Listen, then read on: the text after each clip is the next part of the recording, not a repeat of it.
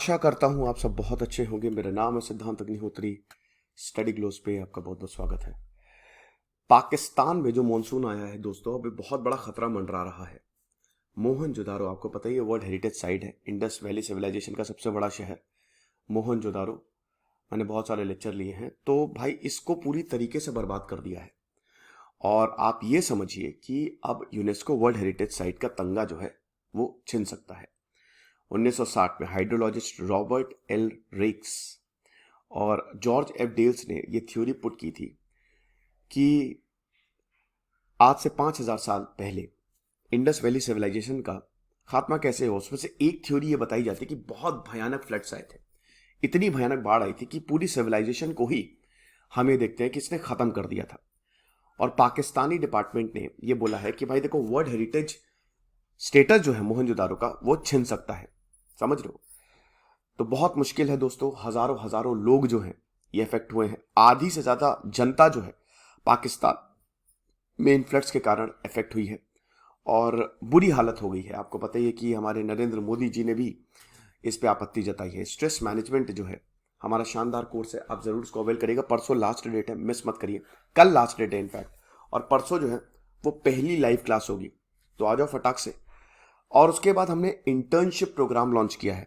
ठीक है, आप 1 महीने की इंटर्नशिप आपको हमारे साथ करनी है। हम आपको सर्टिफिकेट देंगे और कुछ पर्क्स देंगे। ठीक, कुछ आपको पर्क्स भी मिलेंगे। ठीक है, तो वो आप हमको कांटेक्ट करिए। आप स्टडी क्लोज हायरिंग पे @gmail.com पे अपना CV भेज सकते हैं, इंस्टा पेज पे CV भेज सकते हैं और लिंक्डइन पेज पे CV भेज सकते हैं। इन तीनों जगह आप हमको CV भेजिए, फिर हम आपको कांटेक्ट करेंगे। स्क्रिप्ट राइटर है अगर आप, तो बहुत ही बढ़िया है, आ जाइए। तो ये आप देख सकते हो कि अभी तक 1000, ये पुराना है, ठीक है, ये ज़्यादा ही है, 2000 3000 से ज़्यादा। देखिए ऑफिशियल आंकड़ा ये है, लेकिन अनऑफिशियल की अगर बात करें तो बहुत बुरी तबाही हुई है। मतलब समझ लीजिए कि खत्म हो चुका है पाकिस्तान। यहाँ पे $10 बिलियन का लॉस हुआ है। ठीक है, तो अभी अगर बात करते हैं तो आपको पता ही है कि सिंधु घाटी यानी कि सिंधु नदी के पास ये सभ्यता जो है वो फली फूली 3300 BC से लेकर 1900 BC तक। मैंने बहुत सारे इंडस वैली सिविलाइजेशन पे 1 घंटे के लेक्चर लिए, आप जरूर देखिएगा। और ये भैया जब 1922 में RD बैनर्जी ने, जो आर्कियोलॉजिकल सर्वे ऑफ इंडिया के हेड थे, जब उन्होंने देखा कि रेलवे लाइंस बिछानी और वहां पे उन्होंने पत्थर जब उठाया तो उन्होंने देखा कि पूरा का पूरा शहर डिस्कवर हो रहा है। तब यहां पे पता चला कि अरे ये तो बहुत बड़ी सभ्यता रही होगी। और आपको पता ही है कि इंडस वैली सिविलाइजेशन से ज्यादा बेहतरीन सभ्यता 90 डिग्री एंगल पे रोड कट करती थी। अर्बन प्लानिंग कमाल की। यहां तक कि दोस्तों चौराहे पे समझिए कि डस्टबिन्स होते थे। कमाल का ड्रेनेज सिस्टम।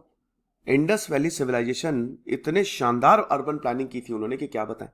स्पेशली मोहनजोदारो की, the great bath of Mohenjodaro, बहुत बड़ा स्विमिंग पूल टाइप का, जहां पे ऐसा बोला जाता है कि लोग आते थे, नहाते थे। हो सकता है कि ये राजा महाराजाओं के लिए, हो सकता है कि कोई बहुत बड़ा जब फेस्टिवल होता तब ऐसा होता हो, है ना। अब ये 510 किलोमीटर कराची से दूर है, नॉर्थ ईस्ट में पड़ता है। और सिंध में ये आता है लड़काना, 28 किलोमीटर, जो सिंध में शहर है लड़काना, वहां से पड़ता है। और ये एक टूरिस्ट साइट है, लोग जाते हैं भैया, इतिहास है ना ये। और इसको 1980 में यूनेस्को ने बोला था कि वर्ल्ड हेरिटेज साइट का हम तब का दे रहे हैं। लेकिन यहां पे बताया गया है कि सिंध और बलूचिस्तान में बहुत बारिश हुई है, जिसकी वजह से फ्लड्स आए हैं, तो काफी ज्यादा नुकसान पहुंचा है। अब बोला तो है कि हमने अपने पूरे एफर्ट्स लगा दिए हैं ताकि साइट को प्रोटेक्ट किया जा सके। इरिगेशन, रोड्स, हाईवेज, फॉरेस्ट, सारे डिपार्टमेंट्स लगे हुए हैं। लैंडलॉर्ड्स, फार्मर्स ने पाइप्स को इंसर्ट किया ताकि पानी को बाहर निकाला जा सके और कैनाल्स में डाइवर्ट किया जा सके। लेकिन मोहनजोदारो से कुछ भी करके कुछ भी वहां पे ना हो। ऐसे भी मोहनजोदारो का ड्रेनेज बहुत बढ़िया था।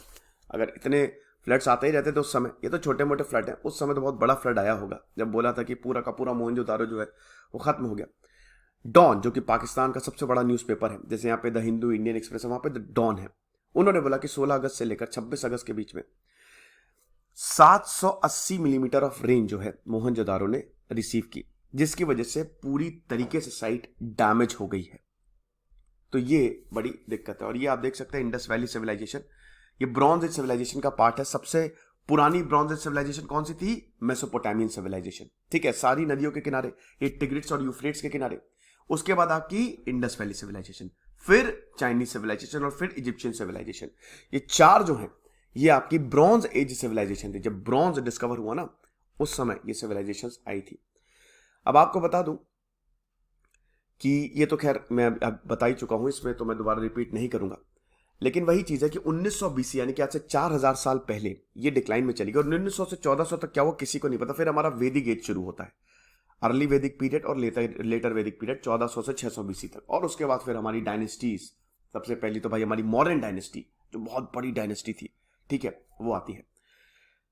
और गजब की टाउन प्लानिंग थी, grid works, brick payments, water supply, drainage, मतलब कमाल। माउंट ऑफ द डेड बोला जाता है क्योंकि 30,000 से 60,000 मतलब यहाँ पे रेसिडेंट जो हैं ये रहते थे। एक और चीज आपको बता दूं, यहाँ पे ना बहुत सारे स्कल्स मिले हैं, इसीलिए इसको माउंट ऑफ द डेड बोला जाता है कि मतलब बहुत अच्छे खासे यहाँ पे लोग रहे होंगे। मतलब आज का जैसे न्यूयॉर्क है उस समय का मोहनजोदारो था।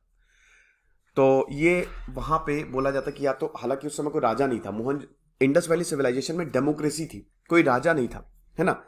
और ये बोला जाता या तो वहां पे प्रीस्ट की इमेज होगी, ठीक है, जो पंडित है उसकी इमेज होगी, नहीं तो वहां का जो लीडर होगा उसकी इमेज होगी, है ना। ये ऐसे शॉल ओढ़े हुए और इस तरीके से, ठीक है। तो फिर खैर ये तो पूरी दुनिया से पाकिस्तान ने मांगी मदद और पूरी दुनिया वापस भी आई, मतलब यहाँ पे बचाने के लिए।